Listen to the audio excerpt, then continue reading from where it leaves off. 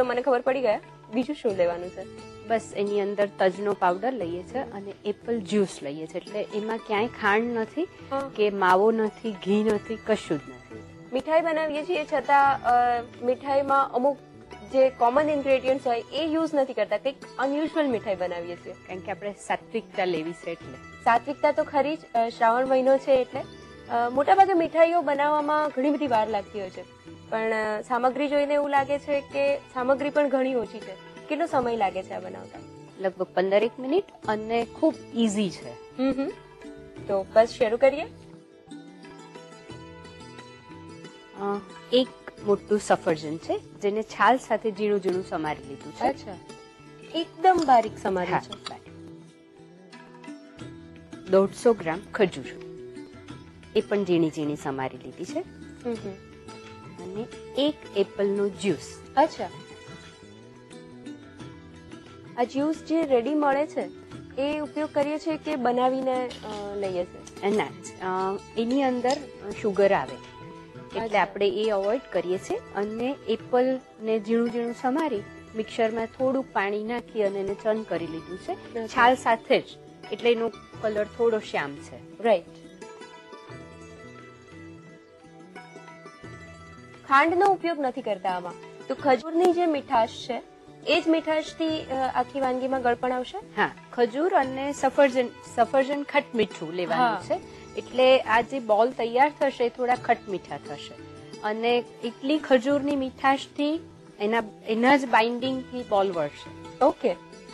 ફ્રૂટનો ઉપયોગ કરીએ છીએ અને આમ પણ શ્રાવણ મહિનામાં ફરાળ ને ફળાહાર એકચ્યુઅલમાં કહેવામાં આવે છે, જે વડીલોએ સેટ કર્યું છે. પણ આજે તો આપણે ઘણી બધી વસ્તુઓને ફરાળમાં કન્સિડર કરવા લાગ્યા છીએ. ઇવન ફરાળી પીઝા પણ મળતા થયા છે. તો બીજા કયા કયા ફ્રૂટનો આ રીતે ઉપયોગ કરી શકાય મીઠાઈ બનાવવામાં? પાઇનેપલ ને ખજૂરનું પણ આ જ રીતે કોમ્બિનેશન કરી શકીએ છીએ. અને અત્યારે ખૂબ પીચ મળે છે. હા, પણ પીચ વધારે ખાટા હોય છે એટલે એનો આ જ રીતે ઉપયોગ થાય, પણ એમાં થોડીક ખાંડ નાખવી પડે છે. અચ્છા. જ્યારે બધું જ આ સફરજનનું આપણે જે જ્યુસ કાઢીને નાખ્યો એ પાણી બળી જાય ત્યાં સુધી એને હલાવવાનું છે. ત્યારે આપણે જે ખજૂરનો ઉપયોગ કર્યો છે એની જગ્યા પર અંજીર, જરદાલુ એનો ઉપયોગ કરીને પણ આ વસ્તુ બનાવી શકીએ છીએ. એટલે બને એટલી વધારે નેચરલ સ્વીટનેસનો ઉપયોગ કરીએ છીએ. જ્યારે લગભગ પાણી બળવા આવે એ વખતે તજનો પાવડર 1 ચપટી જેટલો. ઓકે.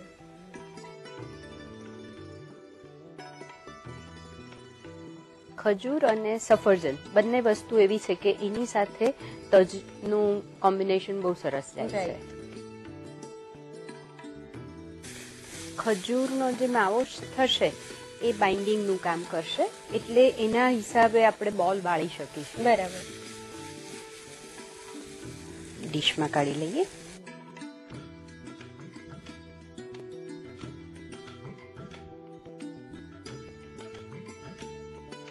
એકદમ ઠંડુ થવા દેવાનું છે અને પછી એના બોલ વાળીશું.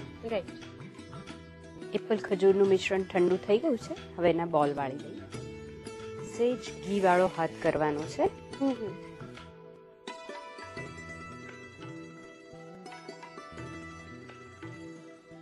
મિશ્રણ બનાવતી વખતે જેમ આપણે શુગર નથી લીધી એ રીતે ફેટ પણ બને એટલું અવોઇડ કર્યું છે. બધું જ અવોઇડ જ કરીએ છીએ. ખાલી અત્યારે આ વાળવા પૂરતું આપણે ઘી વાળો હાથ કરીએ છીએ. પછી એને અખરોટના મોટા મોટા પીસીસ રાખ્યા છે એની અંદર રગદોળી લઈએ છીએ. અચ્છા, મોટા જ પીસીસ લઈએ છીએ? હા, એટલે જરાક ચાવવામાં આવે. ઓકે.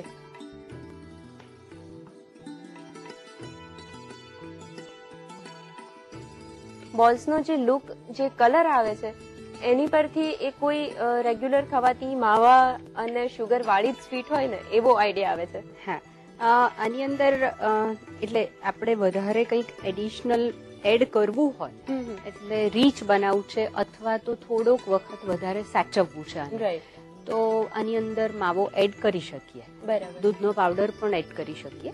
એટલે એનાથી શું થાય છે કે આ તમે 2 કે 3 દિવસ ફ્રીજમાં રાખો તો રહે છે, બરાબર. પણ પેલું બધું છે એને અઠવાડિયા સુધી આપણે સાચવી શકીએ. અચ્છા, જ્યારે આ રીતે બનાવીએ ત્યારે એને બને ત્યાં સુધી તાજું જ ખાઈ લેવું. હા, અને આ બનવામાં ખૂબ ઈઝી છે, એટલે તમે રોજ બનાવીને પણ ખાવું હોય તો ખાઈ શકાય છે. જે રીતે ઉપર અત્યારે આપણે અખરોટ લઈ રહ્યા છીએ એ રીતે મિશ્રણ બનાવતી વખતે પણ અંદર કોઈ ડ્રાયફ્રૂટ એડ કરી શકાય? હા, એટલે અખરોટ જ આપણે અંદર એડ કરીએ તો સરસ. આની સાથે કોમ્બિનેશન અખરોટનું સારું લાગે અને બીજું બદામ. ઓકે, બોલ વળી ગયા છે, એને સર્વિંગમાં લઈએ.